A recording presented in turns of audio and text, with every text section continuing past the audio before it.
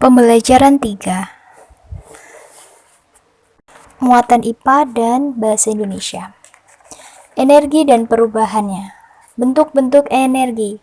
Pada subtema sebelumnya, di subtema 1, kalian telah mempelajari tentang perubahan energi. Dalam kehidupan sehari-hari, banyak dijumpai berbagai bentuk perubahan energi dan pemanfaatannya. Namun, kalian perlu mengetahui bentuk-bentuk energi terlebih dahulu. Apa saja bentuk-bentuk energi di sekitar kita? Yang pertama, energi bunyi. Energi bunyi adalah energi yang berasal dari getaran benda, baik benda cair, padat, atau gas.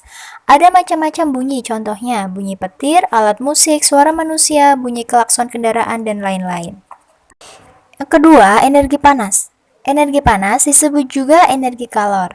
Energi panas pada benda terjadi karena suhu tinggi pada benda tersebut. Contoh sumber energi panas yaitu matahari dan api. Selain dihasilkan oleh benda bersuhu tinggi, energi panas juga dapat dihasilkan oleh gesekan antara dua benda. Hal ini dapat dibuktikan dengan menggesekkan kedua telapak tangan.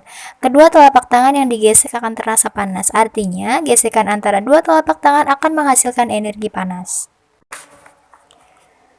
Bentuk energi yang ketiga yaitu energi listrik. Energi listrik adalah energi yang dihasilkan karena adanya arus listrik.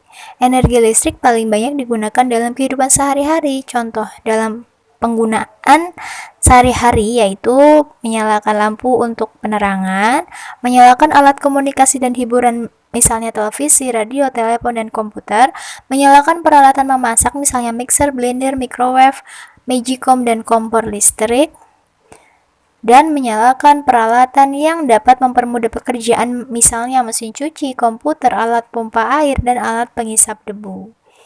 Bentuk energi yang keempat adalah energi gerak. Energi gerak atau energi kinetik merupakan energi yang dimiliki oleh benda yang sedang bergerak. Energi gerak yang ada di sekitar kita contohnya dari aliran air dan angin. Energi yang dihasilkan aliran air dan angin dapat digunakan untuk menghasilkan energi listrik. 5. Energi potensial. Energi potensial adalah energi yang tersimpan di dalam sebuah benda karena kedudukan atau keadaan benda tersebut. Contohnya adalah energi potensial dapat ditemukan pada air terjun. Bentuk energi yang keenam adalah energi cahaya. Energi cahaya adalah energi yang dipancarkan oleh sumber cahaya. Matahari merupakan salah satu sumber cahaya. Benda di sekitar kita dapat terlihat karena benda-benda itu memantulkan cahaya yang mengenainya ke mata kita. Tanpa adanya cahaya, keadaan akan menjadi gelap gulita. Perubahan bentuk energi. Energi dapat mengalami perubahan menjadi bentuk energi yang lain. Contoh perubahan energi. Yang pertama, energi listrik menjadi energi panas. Alat-alat listrik dapat menghasilkan panas karena terdapat elemen pemanas. Elemen pemanas tersebut terbuat dari bahan konduktor dan diletakkan di dalam alat listrik. Ketika dialiri arus listrik, elemen pemanas itu akan menghasilkan energi panas dan suhunya naik. Energi panas yang dihasilkan akan dihantarkan pada logam sehingga alat listrik menjadi panas. Perubahan energi listrik menjadi energi panas terjadi pada setrika dan solder. Yang kedua, energi listrik menjadi energi gerak. Perubahan energi listrik menjadi energi gerak terjadi karena adanya motor listrik.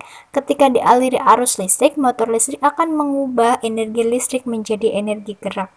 Peralatan yang memiliki motor listrik contohnya pompa air dan mesin cuci. Yang ketiga, energi listrik menjadi energi cahaya.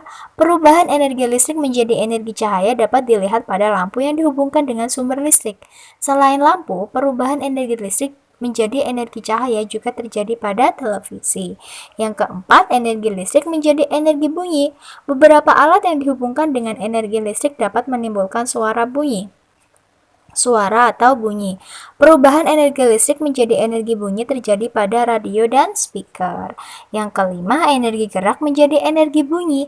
Perubahan energi gerak menjadi energi bunyi contohnya tepukan tangan, tabuhan gendang, dan pukulan pada peralatan gamelan. Muatan bahasa Indonesia melakukan wawancara. Wawancara merupakan kegiatan tanya jawab dengan seseorang untuk meminta keterangan atau pendapatnya mengenai suatu hal. Kegiatan wawancara bisa dilakukan dengan siapa saja. Kegiatan wawancara bisa dilakukan siapa saja. Sebelum melakukan wawancara, ada beberapa hal yang harus diperhatikan. Yang pertama, menentukan tema wawancara. Dua, membuat daftar pertanyaan berdasarkan tema dan mencari narasumber yang sesuai dengan tema wawancara.